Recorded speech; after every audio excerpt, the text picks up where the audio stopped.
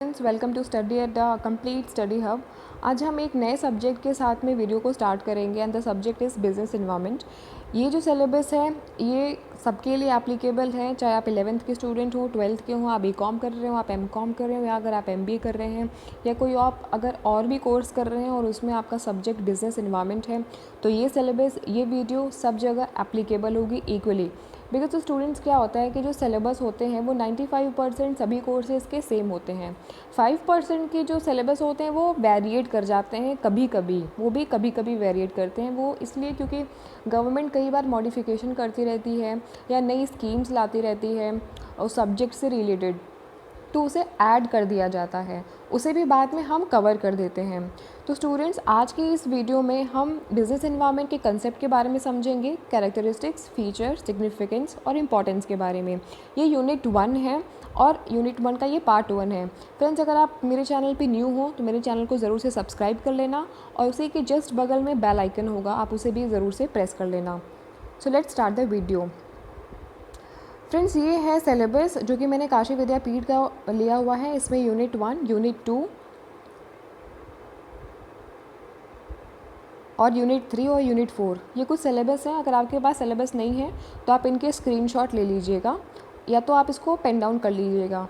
Friends, मैं आपको suggest करूँगी कि अगर आप मेरा वीडियो देख रहे हो तो आप ज़रूर पेन कॉपी ले करके बैठो, क्योंकि मैं बहुत ही प्रैक्टिकल अप्रोच से लेक्चर लेती हूँ। मैं मेरे सामने बहुत सारे एग्जांपल्स जो मेरे माइंड में आते हैं तो मैं उनको एक्सप्लेन करते हुए चलती हूँ। इस वीडियो में जैसा कि मैंने बताया, concept, characteristics, features, significance and importance discuss हम करेंगे। अब देखिए फ्रेंड्स, समझते हैं कि बिज़नेस इन्वायरमेंट का क्या कंसेप्ट है। तो सबसे पहले ये समझते हैं कि बिज़नेस क्या होता है। किसी भी टॉपिक को समझने के लिए मैं हमेशा बोलती हूँ कि आप टॉपिक को 2 पार्ट में डिवाइड कर दो। सब्जेक्ट का नाम क्या है? Business environment. बिज़नेस अपने में ही एक अलग और बड़ा वाइड डायनेमिक वर्ड है।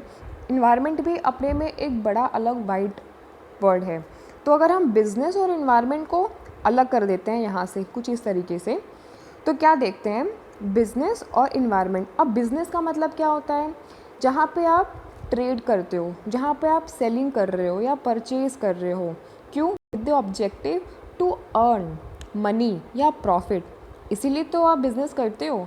अब आप जिस इन्वायरमेंट में बिज़नेस कर रहे हो, इन्वायरमेंट का मतलब आपके सप्लायर कौन हैं, आपके बायर कौन हैं। अब इन्वायरमेंट 2 तरीके का होता है। देखो, एक्सटर्नल एक होता है इंटरनल। इंटरनल इन्वायरमेंट मतलब आपके बिज़नेस के अंदर जो लोग हैं, आपका बिज़नेस ऑर्गेनाइजेशन जो है उसके अंदर का इन्वायरमेंट कैसा है। वहाँ का इन्वायरमेंट मतलब आपके एम्प्लॉयज़ हो गए, आपके जो बायर्स हो गए वो।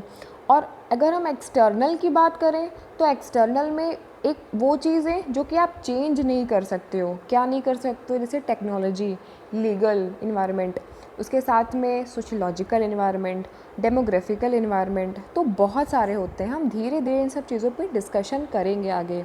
तो सबसे पहले तो हम ये समझते हैं कि बिज़नेस और इन्वायरमेंट ये दोनों अलग अलग है। इसको कंबाइनली अगर देखा जाए तो एक ऐसा इन्वायरमेंट जहाँ पे इंटरनल और एक्सटर्नल दोनों फोर्सेस होते हैं और वहाँ पे हम बिज़नेस को करते हैं मतलब ट्रेड कर रहे हैं या परचेज़ कर रहे हैं, बाइंग कर रहे हैं, सेलिंग कर रहे हैं with the objective to earn money और प्रॉफिट।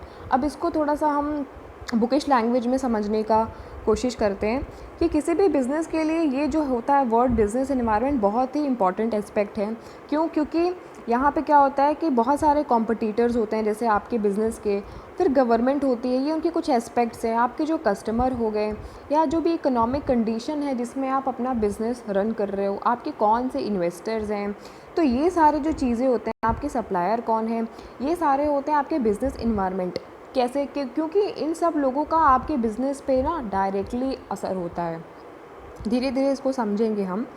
तो अगर हम इसको एज ए टर्म में समझने का कोशिश करें तो बिज़नेस इन्वायरमेंट का मतलब होता है कि वो सारे एक्सटर्नल फोर्सेस मतलब क्या? ये सारी चीज़ें, these all are the external forces जो कि आपके बिज़नेस के डिसीज़न को इफ़ेक्ट करते हैं का मतलब ये कि आपको क्या करना है अपने बिज़नेस में, कितना चेंज लाना है या नहीं लाना है, पॉलिसीज़ अपनी चेंज करनी है या नहीं करनी है।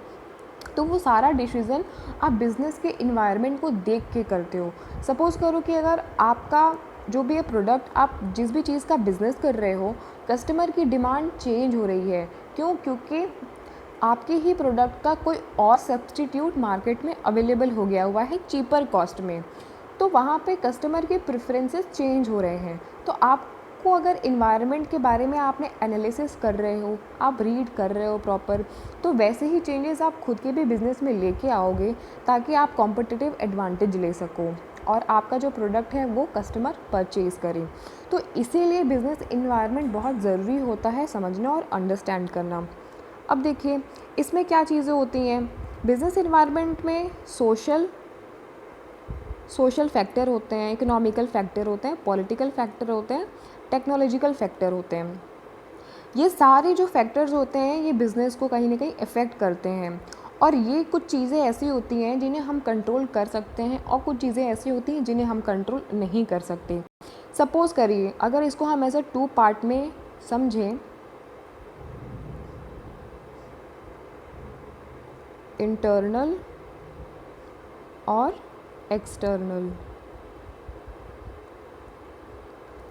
एक्सटर्नल में क्या हो गया? सोशल फैक्टर या इकोनॉमिकल फैक्टर या पॉलिटिकल और टेक्नोलॉजिकल फैक्टर। अब इंटरनल में क्या हो गया? सपोज़ आपके जो सप्लायर हो गए, या आपके जो कॉम्पिटिटर्स हो गए, या जो आपके कस्टमर्स हो गए, ठीक है। तो ये हो गए क्या? ये आपके जो इन्वेस्टर्स हो गए, ये हो गए आपके इंटरनल फैक्टर। अब आप एक बात बताओ कि आप इन दोनों में से आपका जो बोलते हैं ना कंट्रोल, वो किस पर है? आपका कंट्रोल सप्लायर पे है, कस्टमर पे है, इन्वेस्टर पे है, या सोशल चेंजेस हो रहे हैं, इकोनॉमिकल चेंजेस हो रहे हैं, पॉलिटिकल टेक्नोलॉजिकल किस पे हो रहे हैं? देखिए फ्रेंड्स, बहुत ही क्लियर है कि इंटरनल फैक्टर्स में कंट्रोल कुछ हद तक हमारे हाथ में होता है। सपोज़ करो आपके कस्टमर का प्रेफरेंस और टेस्ट चेंज हो रहा है, आप अपने प्रोडक्ट में कुछ चेंज करके वापस से उनको अपने तरफ अट्रैक्ट कर सकते हैं। आपके जो सप्लायर हैं जिनसे आप सामान खरीद रहे हैं, अगर वो आपको कम दाम ज़्यादा दाम पे सामान दे रहे हैं, तो आप उनसे बात करके नेगोशिएट करके या कुछ उसके बदले में आप उनको दे करके आप उन्हें भी क्या कर सकते हो? कंट्रोल कर सकते हो। आप अपने इन्वेस्टर को भी आप कंट्रोल कर सकते हो जो आपके कंपनी में इन्वेस्टमेंट कर रहे हैं, क्योंकि वो आपके कुछ हद तक कंट्रोल में है। लेकिन सपोज़ करिए कि हमारी अगर इकोनॉमी में ही कोई प्रॉब्लम हो जाए, मतलब डिप्रेशन में चली जाए, मंदी आ जाए, तो उस पर आपका कोई कंट्रोल नहीं है। कोई पॉलिटिकल चेंज हो जाए, मतलब सरकारें बदल जाती हैं कई बार, तो कई सारे स्कीम्स बदल जाते हैं, टेक्नोलॉजी चेंज हो जाती है, या जैसे कि अगर अभी हम देखें जो कोविड-19 चल रहा है, इस पर आपका बस है? आपका बिज़नेस का कितना लॉस हुआ होगा, बट इस पर आपका कोई कंट्रोल है? नहीं कंट्रोल है। तो जो एक्सटर्नल फोर्सेस होते हैं उन पे बिज़नेस ऑर्गेनाइजेशन का कोई भी कंट्रोल नहीं होता है। That is beyond the control of business and organisation. इसीलिए इसको 2 कैटेगरी में बोला जाता है। धीरे धीरे हम इस चीज़ को और भी क्लैरिफिकेशन से समझेंगे आगे। वही चीज़ है यहाँ पे जो मैंने आपको बताया हुआ है, वही सारी चीज़ें इसमें लिखी हुई हैं कि business environment termed as total of external forces मैंने अभी आपको बताए। ये फंक्शनिंग एरिया जो कि बियॉन्ड द कंट्रोल होता है। ये अनसर्टेन इन नेचर होता है, हमें नहीं पता होता है कि कब कौन सी चीज़ कहाँ हो जाए। ये काफ़ी डायनेमिक होता है, बिल्कुल ये वृहद होता है। क्यों? क्योंकि ये कीप्स ऑन चेंजिंग, ये हमेशा बदलता रहता है और ये कांस्टेंट नहीं होता है, इसलिए काफ़ी डायनेमिक होता है। अब चेंजेस कुछ भी हो सकते हैं, जैसे कि कस्टमर के प्रेफरेंसेस चेंज हो गए, या अगर कोई कॉम्पिटिटर आ गया मार्केट में, या अगर आपकी एग्जिस्टिंग जो टेक्नोलॉजी है उसमें कुछ इनोवेशन हो गया या इम्प्रूवमेंट हो गया, तो भी जो इन्वायरमेंट है वो चेंजेस होते रहते हैं। तो ये सारे जो फीचर्स हैं बिज़नेस इन्वायरमेंट के, बहुत ही इंपॉर्टेंट हैं और बहुत ही अनसर्टेन होते हैं। मतलब हम प्रिडिक्ट नहीं कर सकते कि रातों रात क्या नया बदल जाए, रातों रात कौन सी चेंज आ जाए, इसलिए इनको प्रिडिक्ट करना काफ़ी डिफ़िकल्ट होता है। और इसीलिए जो बिज़नेस होते हैं, बिज़नेस ऑर्गेनाइजेशंस होते हैं, या जो बिज़नेस कर रहे हैं, वो ऐसी सिचुएशन के लिए पहले से ही कहीं ना कहीं प्रिकॉशंस लेते हैं और नेसेसरी स्टेप्स ले लेते हैं। तो फ्रेंड्स, ये तो हमने समझा कि बिज़नेस इन्वायरमेंट का क्या कंसेप्ट है। आई होप कि आपको समझ में आ रहा होगा। फ्रेंड्स, अगर आपको समझ में नहीं आ रहा है तो प्लीज़ आप यहाँ तक का वीडियो वापस से देखिए, क्योंकि ये समझना आपके लिए बहुत ज़रूरी है, तभी आप आगे के कंसेप्ट को और इजी तरीके से समझ पाओगे। फ्रेंड्स, अगर आपको ये वीडियो पसंद आ रही है तो आप प्लीज़ इसको शेयर करना और सब्सक्राइब ज़रूर कर लेना, और लाइक तो पक्का कर लेना, साथ में बेल आइकन ज़रूर आप प्रेस कर लेना, ताकि मेरी नोटिफिकेशन जब भी मैं डालूँ आपको वो मिलती रहे। तो फ्रेंड्स हम समझते हैं कि इसके कैरेक्टरिस्टिक्स क्या है। जैसा कि हमने अभी पीछे डिस्कस किया कि ये काफ़ी डायनेमिक है कंसेप्ट, ये कॉम्प्लेक्स भी है क्योंकि इसमें बहुत सारे चेंजेस हो सकते हैं जो कि beyond the control of humans होते हैं। इसे हमें नहीं पता है कि क्या चीज़ें कब बदल रही हैं, मल्टीफेसेटेड होते हैं, मतलब इसके बहुत सारे वो होते हैं, स्फेयर्स होते हैं, बहुत सारे डायनेमिक्स और मल्टीफेसेटेड फेयर्स होते हैं। इसके बाद इसका जो असर होता है वो बहुत दूर तक होता है, बहुत ही लंबा होता है, मतलब हमें नहीं पता होता है कि एक चीज़ में अगर चेंजेस हुआ तो उसका जो असर होगा हमारे बिज़नेस में कितना बुरा पड़ सकता है या कितना अच्छा पड़ सकता है। दोनों ही चीज़ें होती हैं। अगर आपने कॉम्पिटिटिव एडवांटेज पॉजिटिव तरीके से लिया तो आपका बिज़नेस ग्रो भी कर सकता है। जैसे सपोज़ अब मैं अभी करंट का अगर एग्जांपल दूं तो जो क्रूड ऑयल का जो प्राइस है वो काफ़ी डिक्रीज़ हो गया है नेशनल लेवल पे, लेकिन 20 रुपीज़ पर बैरल, अभी $20 पर बैरल हो गया हुआ है, जो कि एक समय हम लोग 100-150 डॉलर पर बैरल हम परचेज़ करते थे। तो अभी क्रूड ऑयल का जो प्राइस है वो काफ़ी हद तक नीचे हो चुका है, मतलब हमारे एक्सपेक्टेशन से बहुत ही ज़्यादा डाउन हो चुका है। तो इसी को बोलते हैं फ्रेंड्स, मार्केट जो होता है वो अनसर्टेन होता है, हमें नहीं पता होता है कि क्या चीज़ें और किसका क्या इम्पैक्ट होगा। रिलेटिव होता है इसलिए क्योंकि डायरेक्टली हमारे बिज़नेस से रिलेटेड होता है, एक चीज़ दूसरी चीज़ से रिलेटेड होती है फ्रेंड्स, इसलिए रिलेटिव होता है। और एग्ज़ाम के पॉइंट ऑफ व्यू से ये फिगर बहुत इंपॉर्टेंट है। अगर आपको कुछ समझ में नहीं आ रहा है या अगर आप भूल रहे हो तो आप ये चीज़ को अपने माइंड में अगर रखे रहोगे तो ये डायग्राम ऐसे बना दोगे, आपको मार्क्स उठाने में ये बहुत ही यूज़फुल होगा। नेक्स्ट स्लाइड की तरफ बढ़ते हैं। ये कुछ सिग्निफिकेंस है जो कि मैंने आपको इस ग्राफ से समझाने की कोशिश की हुई है। और सिग्निफिकेंस और फ्रेंड्स इम्पॉर्टेंस दोनों एक ही टर्म होता है, दोनों का मतलब एक ही होता है। एग्जामिनेशन में अगर आपको पूछेगा कि what is the significance of business environment, please elaborate, तो आप ये डायग्राम बना देना। अब इसमें क्या है कि बिज़नेस एनवायरनमेंट का इंपॉर्टेंस ये होता है कि आपके बिज़नेस को काफ़ी डायनेमिक बना देता है और स्मूथ और फ्लेक्सिबल बना देता है, साथ में ये आपको लॉन्ग टर्म के लिए ग्रोथ देता है, सोशल एक्सेप्टेंस भी देता है, इफेक्टिव यूटिलाइजेशन ऑफ रिसोर्सेज भी देता है। आपके बिज़नेस जो भी चेंज हो रहे हैं उनको ये समझने में काफ़ी हेल्पफुल होता है। आपको जो भी थ्रेट होने वाले हैं आपके कॉम्पिटिटर से, उनको भी ये हैंडल करने में काफ़ी हेल्पफुल होता है। आप अपॉर्चुनिटीज़ को जल्दी पहचान पाते हो, आप अपने वीकनेसेस को जल्दी पहचान पाते हो, आप अपने स्ट्रेंथ को भी जल्दी पहचान पाते हो। इसीलिए बिज़नेस इन्वायरमेंट को रीड करना, एनालिसिस करना बहुत इंपॉर्टेंट होता है। अब फटाफट इसको हम एग्ज़ाम में किस तरीके से लिखना है, मैंने यहाँ पे कुछ एक्सप्लेनेशन दिया हुआ है, फटाफट थोड़ा सा समझ लेते हैं। काफ़ी हद तक हमने तो इस पर डिस्कशन कर लिया हुआ है, बट इसको फटाफट एक बार देख लेते हैं कि क्या मतलब निकल के आया। वीकनेस का मतलब है कि आपका बिज़नेस में कुछ ना कुछ वीकनेस रहती है या कुछ ना कुछ स्ट्रेंथ होता है। तो अगर आप प्रॉपर मार्केट एनालिसिस कर रहे हो तो आपको ये पता चल जाएगा कि आपके पर्टिकुलर प्रोडक्ट में या जो आप बिज़नेस कर रहे हो उसमें क्या कमी है। आप उन कमी को ओवरकम कर सकते हो और ईज़िली आप उनसे निकल सकते हो फ्रेंड्स। तो इसीलिए वीकनेस को आपको ईज़िली डिटेक्ट करने में ये हेल्पफुल करता है। अगर कोई अपॉर्चुनिटी है, कोई फेवरेबल कंडीशन आ रही है, जो मैंने क्रूड ऑयल का भी एग्जाम्पल लिया, फ़िलहाल क्रूड ऑयल का जो मैंने अभी एग्जांपल दिया, ये काफ़ी फेवरेबल कंडीशन है इंडिया के लिए। फ़िलहाल की मैं बात कर रही हूँ क्योंकि क्रूड ऑयल का जो रेट है वो काफ़ी डाउन हो चुका है। तो आपको जब आप बिज़नेस को एनालिसिस अगर कर रहे हो तो आपको ये पता होगा कि ये कंडीशन बहुत ही अच्छी है, मुझे यहाँ पे बहुत ढेर सारा अभी ऑयल को जो है वो परचेज़ कर लेना चाहिए। इंडिया भी फ्रेंड्स यही कर रहा है, वो बहुत सारे क्रूड ऑयल को फ़िलहाल परचेज़ करके अपना रिज़र्व भर रहा है। और इंडिया के साथ साथ बहुत सारी जो कंट्रीज़ हैं वो भी सेम यही काम कर रही हैं। आप अपने थ्रेड्स को भी जल्दी डिटेक्ट कर लेते हो कि आपके कॉम्पिटिटर्स कौन हैं या आपके कस्टमर क्यों आपसे दूर जा रहे हैं, आपके बिजनेस से क्यों दूर जा रहे हैं। तो आपके लिए जो थ्रेट बन रहे हैं आप उनको जल्दी डिटेक्ट करके उनको जल्दी रेक्टिफाई कर सकते हो। अब ये सेकेंड फोर्थ पॉइंट क्या है कि आपके बिज़नेस को ये कहीं ना कहीं जो चेंजेस होते हैं उनको अडॉप्ट करने के लिए काफ़ी हेल्पफुल करता है फ्रेंड्स। जो भी सोशल इकोनॉमिकल चेंजेस हो रहे हैं, उनको किस तरीके से आप डिमांड, अगर सपोज़ आपके प्रोडक्ट की या बिज़नेस की, आप जो भी सामान बना रहे हो अगर उसकी डिमांड कम हो रही है तो किस तरीके से आप उसको हैंडल कर सकते हो आपके लॉन्ग टर्म ग्रोथ के लिए और आपकी कंटिन्यूटी बनी रहे। इसके लिए आपको बिज़नेस इन्वायरमेंट को एनालिसिस करना बहुत ज़रूरी है फ्रेंड्स। तभी आप चेंजेस जैसे जैसे अपने प्रोडक्ट में करते जाओगे। सपोज़ करो क्या होता है कि एक फ़ोन आया, सैमसंग का फ़ोन आया। अब भाई सैमसंग ने बहुत ही अच्छे फीचर्स डाल दिए अपने फ़ोन में। अब आपको क्या करना होगा, आपको ये पता करना पड़ेगा कि कौन सा नया फ़ीचर आ रहा है, कौन सा नया मॉडल आ रहा है, ताकि आप सेम वही मॉडल, उससे अच्छा फ़ीचर आप मार्केट में लेके आओगे, तभी आपके स्टूडेंट्स लोग फ़ोन को परचेज़ करेंगे। एप्पल और बहुत सारे फ़ोन, इसीलिए आप देखते होंगे कि आपके मोबाइल में क्या होते हैं, सॉफ्टवेयर अपडेट बार बार होते रहते हैं। क्यों होता है अपडेट? क्योंकि आपको नए नए वो चीज़ें, नए नए थीम्स जो हैं वो बार बार वो आपको प्रेजेंट करते रहते हैं, देते रहते हैं।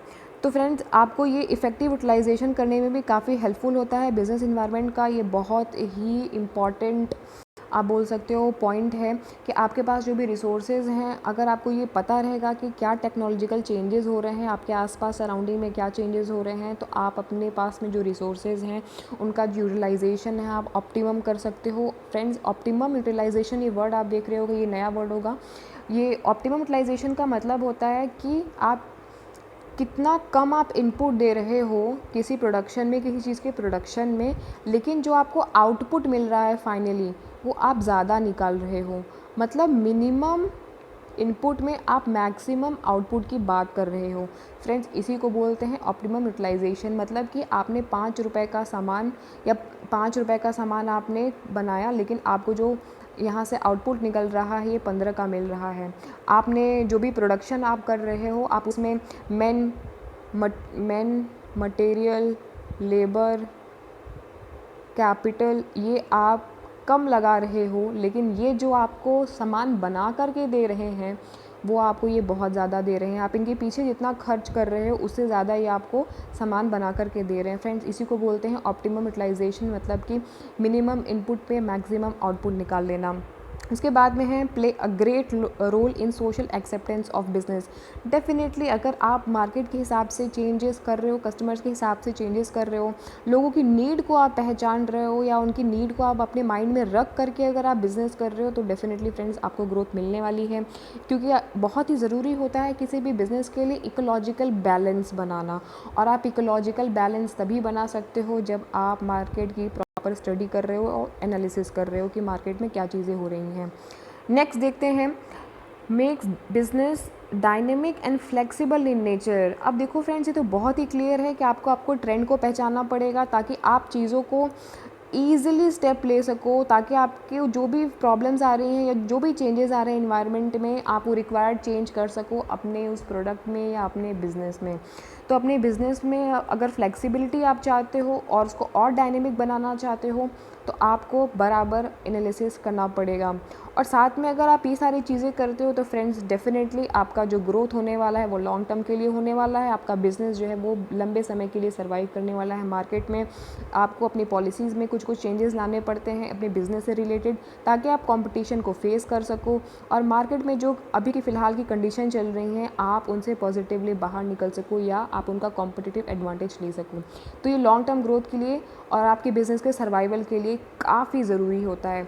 तो फ्रेंड्स, मैं उम्मीद करती हूँ आपको काफ़ी सारी चीज़ें इसमें क्लियर हुई होंगी कि किस तरीके से आज के डेट में बिज़नेस हो रहा है। मैंने आपको कुछ कुछ एग्जांपल्स दिए हुए हैं जो क्रूड ऑयल के, और बाकी और एग्जांपल्स आप ज़रूर उसको एग्जांपल में अपने क्वेश्चन में एग्ज़ाम में आप उसको डाल सकते हो एग्जांपल लिख करके, और आपको पक्का अच्छे मार्क्स मिलने वाले हैं। फ्रेंड्स, आप निराश नहीं होना, बिल्कुल भी आप होप बनाए रखना। अगर आपको कुछ भी दिक्कत हो रही है तो आप कमेंट बॉक्स में आप लिख सकते हो। आपको कोई टॉपिक नहीं समझ में आ रहा है तो I am here for you.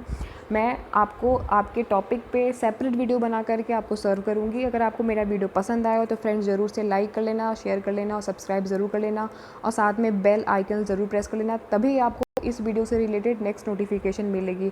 Thank you so much friends for watching my video.